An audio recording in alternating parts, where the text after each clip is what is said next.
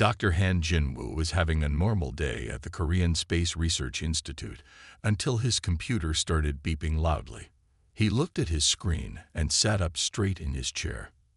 The numbers didn't make sense. The readings from Earth's orbit showed something he had never seen before. He rubbed his tired eyes and looked again. The strange signals were still there. They were getting stronger by the minute.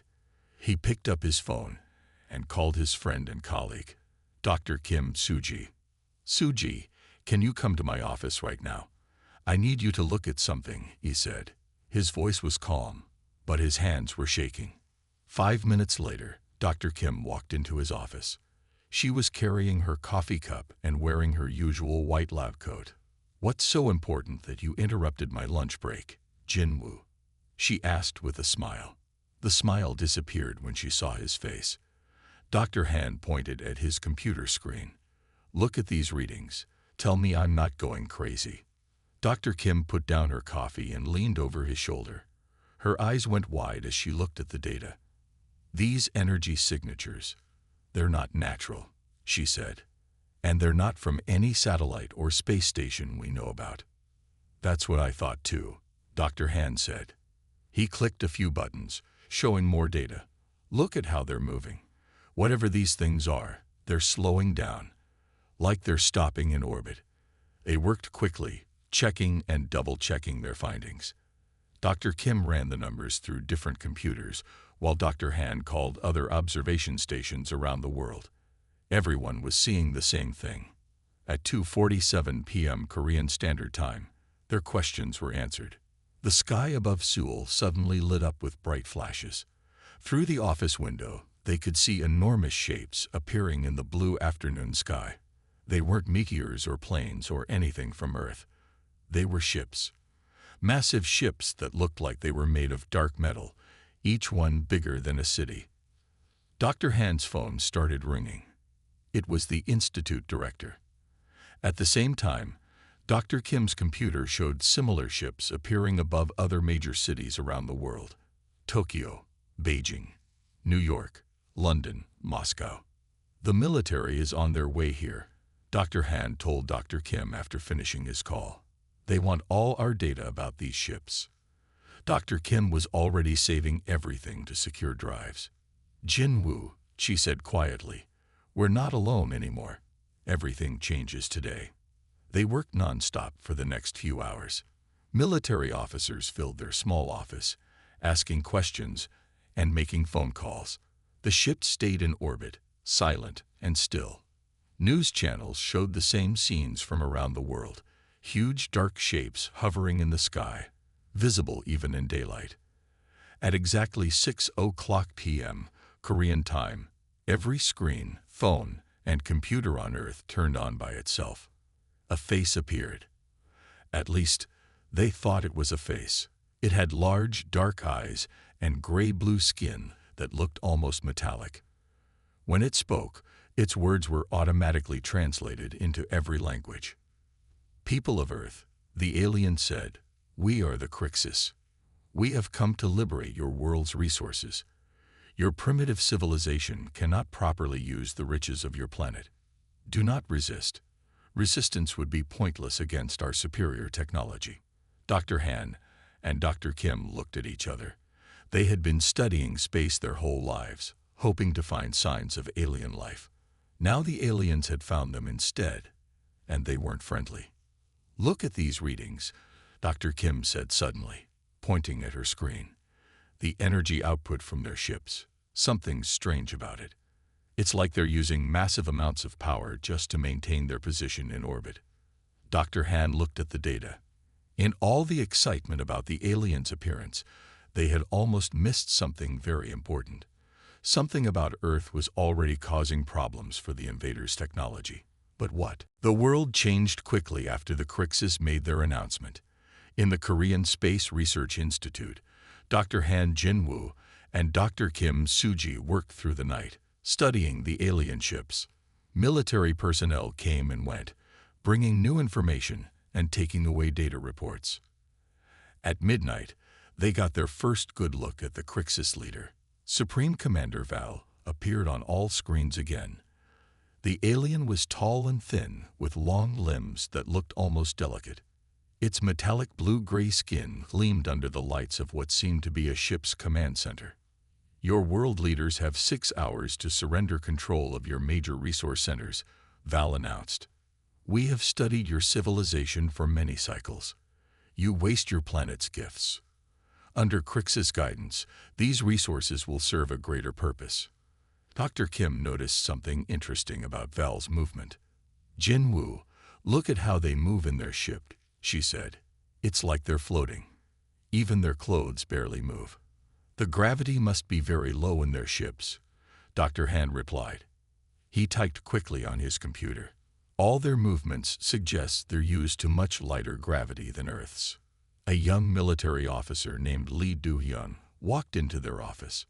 "Doctors, we need your help," he said. "Our satellites show the aliens are preparing to land. We need to know everything you can tell us about them." They showed Officer Lee their findings. Dr. Kim pointed to her screen, which showed analysis of the alien ships. "Their ships are using enormous power just to stay in orbit," she explained. "We think they're from a planet with much less gravity than Earth." "How much less?" Lee asked. "Based on our calculations, probably about 1/3 of Earth's gravity," Dr. Han said. "Imagine if everything you knew suddenly weighed 3 times more than normal. That's what Earth will feel like to them." Lee's eyes lit up with understanding. "So if they try to land, they'll be at a huge disadvantage," Dr. Kim finished. "Their bodies aren't built for our gravity. Their muscles and bones would have grown up in a much lighter environment." More military officers arrived as they talked. The aliens had started moving their ships into landing positions. Massive vessels hovered over Seoul, Tokyo, New York, and other major cities. The sight of them blocking the morning sun made people around the world nervous and afraid. Supreme Commander Val made one final announcement. "Your time is up," the alien leader said. "You have chosen resistance. Now we will take what we need by force." But something was already going wrong for the Crixus. Their ships were using more and more power just to maintain their positions. The energy readings Dr. Han and Dr. Kim saw were getting stronger and more unstable. Their ships weren't designed for Earth's gravity, Dr. Han explained to the military officers. They're having to use much more power than they expected just to keep their ships from falling. Officer Lee was already making calls to his superiors.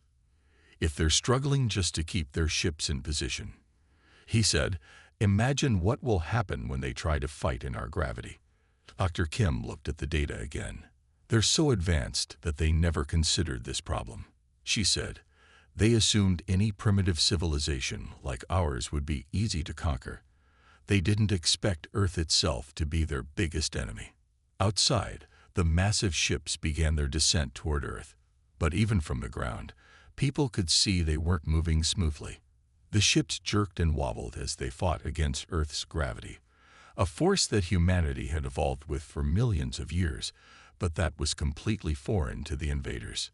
The first battle for Earth was about to begin, and Earth's gravity was already fighting on humanity's side. Officer Lee Do-hyun stood at the military command center in Seoul, watching the large screens on the wall.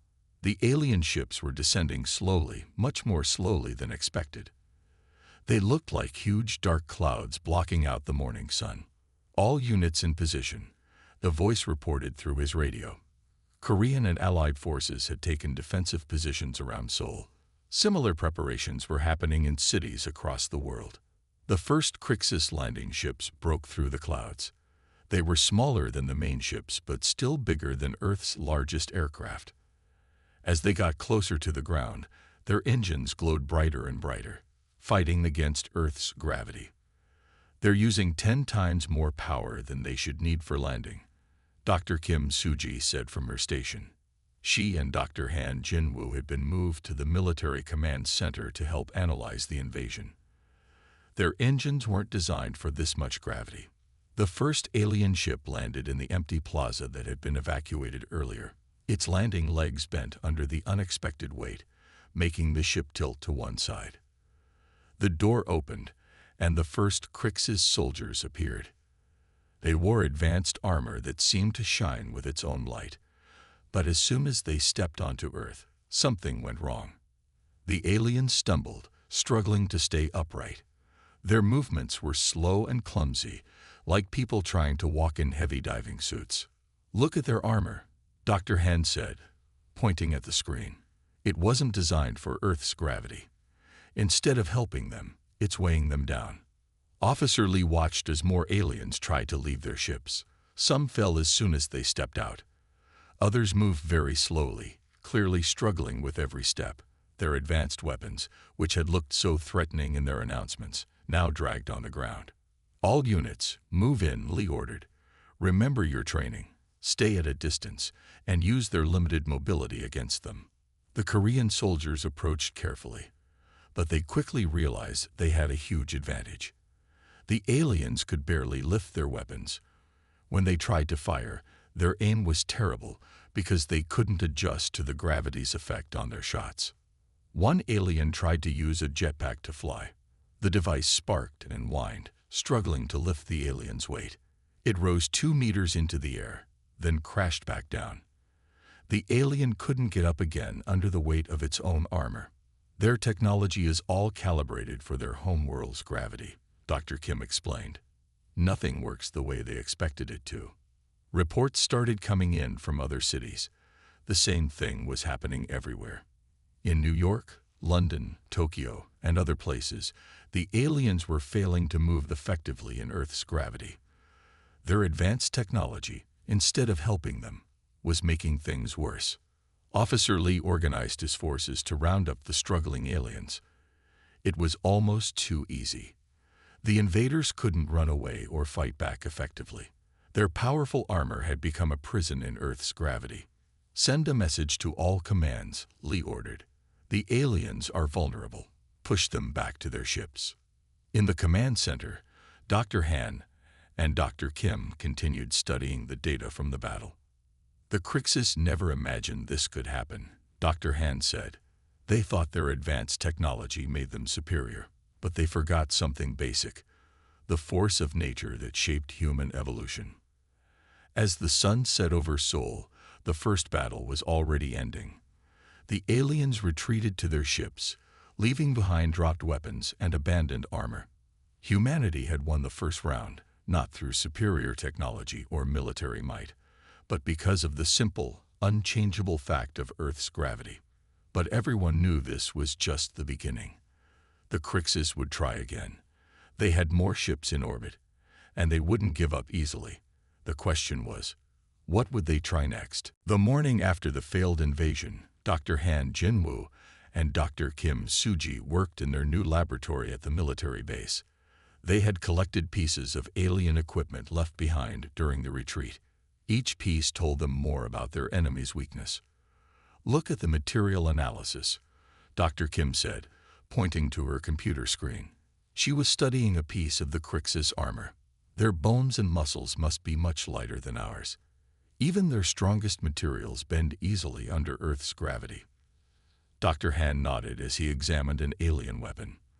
Their entire civilization developed on a planet with weak gravity. Everything they built was made for that environment. He lifted the weapon carefully. "This gun is actually very advanced, but it's too light to work properly here. The gravity pulls the barrel down before they can aim." Scientists from around the world joined their research through video calls.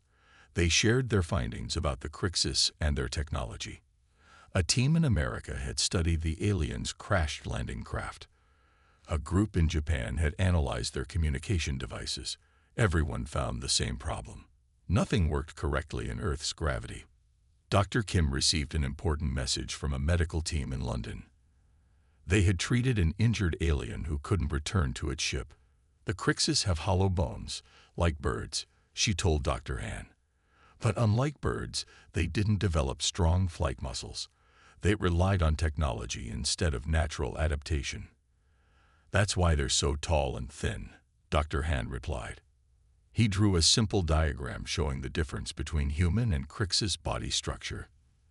Their homeworld's weak gravity let them grow tall without needing strong bones and muscles. But on Earth, that's a big disadvantage. The scientists sent their findings to military leaders around the world. Officer Lee Do-hyun visited their laboratory to hear their latest discoveries. "Can they adapt to our gravity?" he asked. Dr. Kim shook her head. "Not quickly. Their bodies would need major changes to work well here. That would take many generations of evolution." "What about their ships?" Officer Lee asked. "Can they fix their equipment to work better in our gravity?" "They're trying," Dr. Han answered. He showed them data from the orbital monitoring stations. "But it's not easy. They would need to rebuild everything. Their artificial gravity systems can't handle the difference between their normal environment and ours." As they talked, an alert came from the space monitoring system. The Crixus ships in orbit were moving. They seemed to be gathering for something. "They're planning their next attack," Officer Lee said. "But now we know their weakness. They can't change the laws of physics." Dr. Kim looked at the data from the orbiting ships. "They're using massive amounts of power just to stay in position," she said. "Earth's gravity is their biggest enemy, and they can't turn it off." Dr. Han added, "Every piece of their technology was built for their home world. They never thought they would need to fight in stronger gravity. They believed their advanced technology made them superior to everyone else."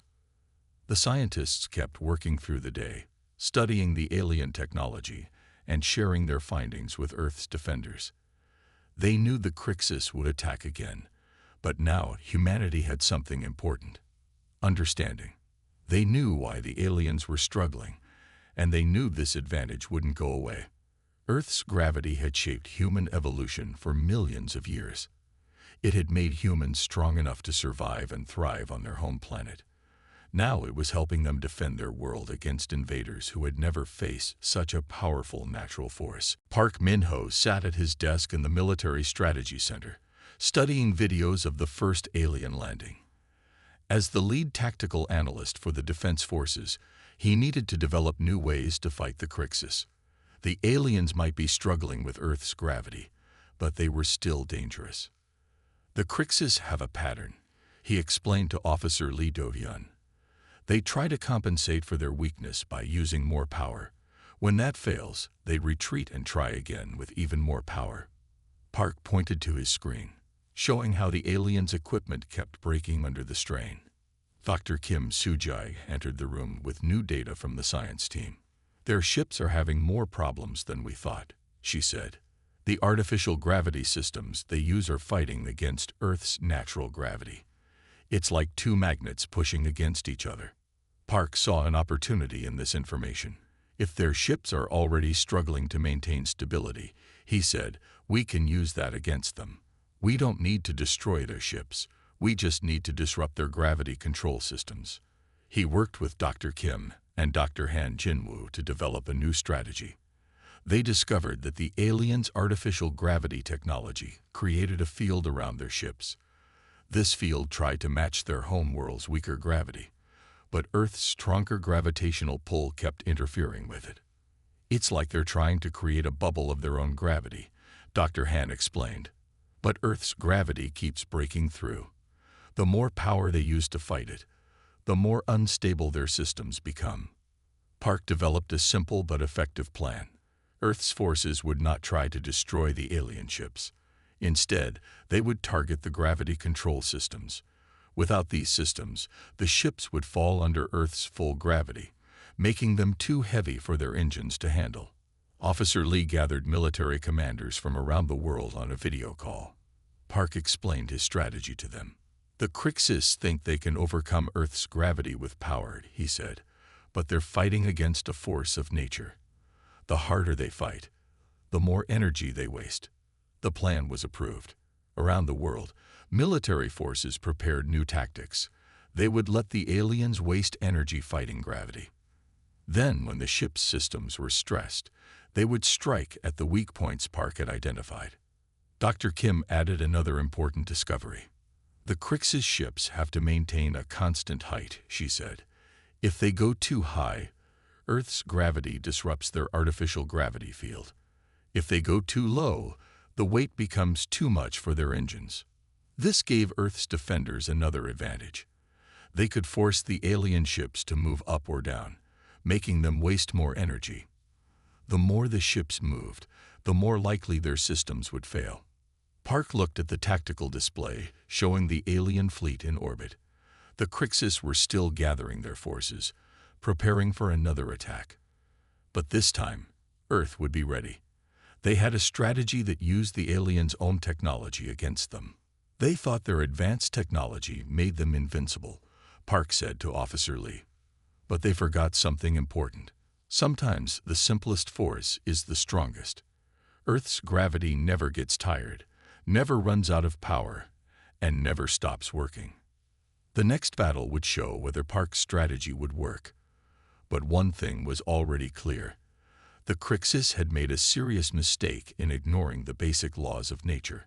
Their advanced technology was no match for the fundamental force that had shaped life on Earth. Captain Yoon Ga stood on the bridge of Korea's newest space defense vessel, the Sejong. Earth's combined space fleet was smaller than the alien armada, but they had an advantage the Crixus didn't understand. Their ships were designed to work with Earth's gravity, not against it. All systems ready, her first officer reported. The alien fleet is moving into attack position. The Crixus ships formed a ring around Earth. Their massive vessels glowed with power as they prepared to attack. But Captain Yoon noticed something important. The glow wasn't steady. The ship's power systems were flickering as they fought to maintain position in Earth's orbit. "Remember your training," she told her crew. "Their weapons are strong, but they can't aim properly in our gravity. Wait for them to fire first, then use their own power against them." The first alien shots lit up space like fireworks, but just as Park Min-ho had predicted, their targeting was off. The Crixus weapons had been designed for their home world's gravity. In Earth's orbit, their calculations were wrong. "All ships, execute strategy pattern 1, Captain Yoon ordered. Earth's fleet split into smaller groups, forcing the alien ships to adjust their positions. Every time the Crixus moved, their gravity control systems had to work harder. Dr. Kim Soo-ji's voice came through the command channel. "Captain, their power readings are becoming unstable. The constant movement is straining their artificial gravity systems." The space battle looked strange to observers on Earth. The huge alien ships moved slowly and awkwardly, while Earth's smaller vessels darted around them with ease.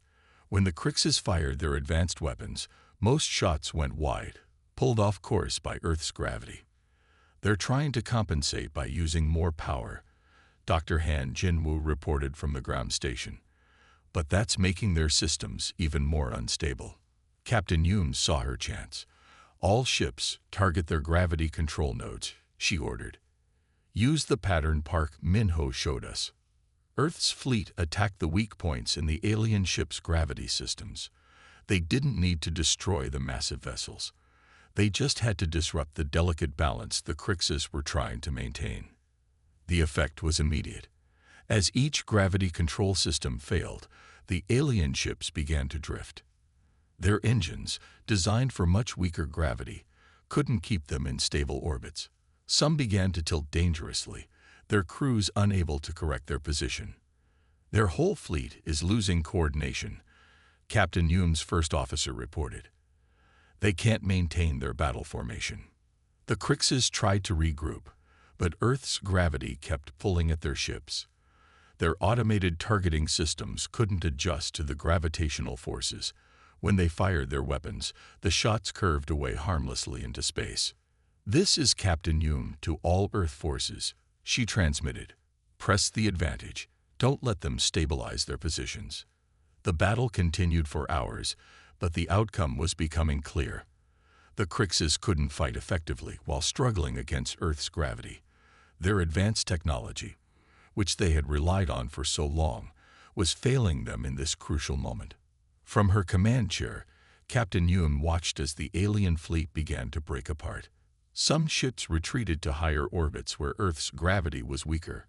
Others simply shut down their weapons, unable to maintain power to both their gravity systems and their armaments.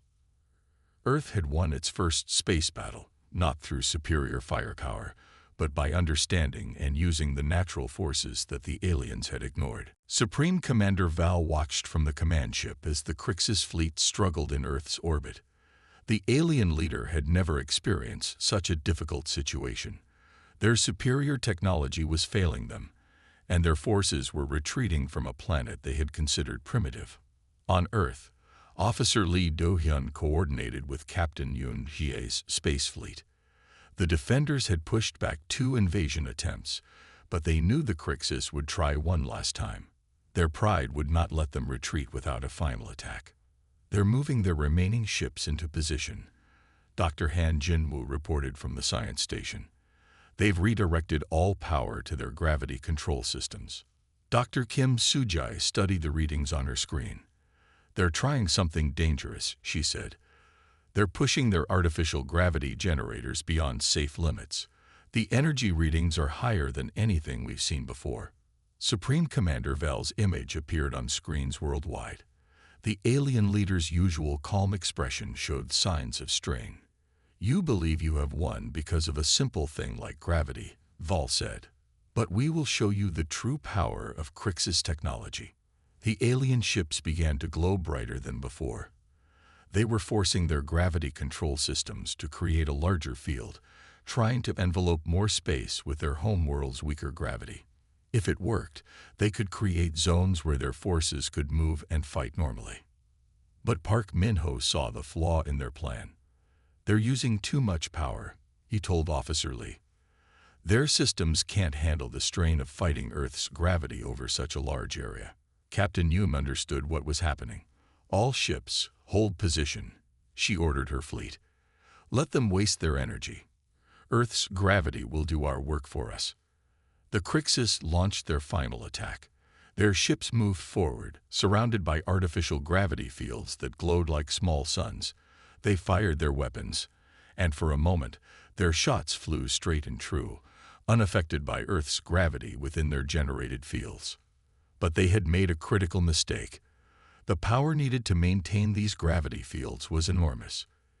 Each second they fought against Earth's natural gravity drained more energy from their ships. Their artificial fields started to flicker and shrink. Now, Captain Yoon commanded. Earth's fleet moved in, targeting the weakening points in the alien gravity fields. The Crixus ships tried to maintain their position, but their overtaxed systems were failing. Supreme Commander Val's ship was the first to show signs of serious damage. Its gravity field collapsed, and the massive vessel tilted sharply as Earth's gravity took hold. Other ships in the Crixus fleet began to suffer similar failures. Their power systems are overloading, Dr. Kim reported. They have to shut down their gravity generators or risk complete destruction. One by one, the alien ships went dark. Without power to their gravity control systems, they could barely maintain their positions in orbit. The mighty Crixus fleet, which had arrived so confidently to conquer Earth, now floated helplessly in space. Officer Lee received a transmission from Supreme Commander Val. The alien leader's voice had lost its previous arrogance. We request a cessation of hostilities, Val said. Our ships cannot withstand your world's gravity. We seek terms for withdrawal. Earth's defenders had won their greatest victory, not through violence or superior numbers, but through the simple, unchangeable force of nature that had shaped their world. The Crixus had learned a hard lesson. Sometimes the most basic forces are the strongest. 1 month after the failed invasion, Dr. Han Jinwoo and Dr. Kim Soo-jae prepared for their first direct meeting with the Crixus representatives. The meeting would take place on a special station in orbit, where the gravity could be adjusted to a level comfortable for both species. Officer Lee Do-hyun and Captain Yoon Ji-ae accompanied them as Earth's military representatives. Park Min-ho joined them to help explain how Earth had defended itself against the invasion. The station's meeting room was large, with windows showing Earth below. When Supreme Commander Val entered with other Crixus officials, the humans noticed how differently the aliens moved in the station's reduced gravity. They were graceful now, no longer struggling under Earth's stronger pull.